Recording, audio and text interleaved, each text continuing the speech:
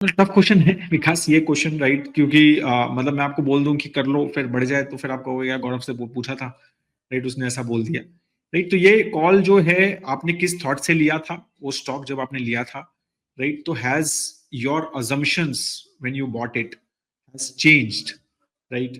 जो आपने और आपका होराइजन था और आपका जो अजम्पशंस थे उस टाइम पे, if assumptions have not changed, आपका होराइजन अभी भी आपको लगता है कि एक लॉन्ग टर्म है, right? And as you said कि भाई रॉक बॉटम पे है, यू आर राइट, ठीक है? तो you can keep things as is as well, मतलब वो आपकी एज ए सेड कॉल है कि आपने इतना कॉन्सेंट्रेटेड एक स्टॉक पे कॉल क्यों लिया, राइट? तो वो चीज पे रिस्क आपको लेना पड़ेगा, बट ऑफ कोर्स अगर हम इसको डाइवर्सिफाई कर देते हैं, चीजों को वो कर देते हैं, तो आपका डाउनसाइड रिस्क और अगर यहां से भी गिर सकता है, right? Because there are headwinds from the specially US which are coming and globally slow down की वजह से। ये भी चीज है कि अगर आप इसको म्यूचुअल फंड ले लेते हैं तो आप थोड़ा सा अपना डाउनसाइड प्रोटेक्ट कर लेते हैं, आप डाइवर्सिफाई हो जाएंगे, रिस्क को कम कर देंगे।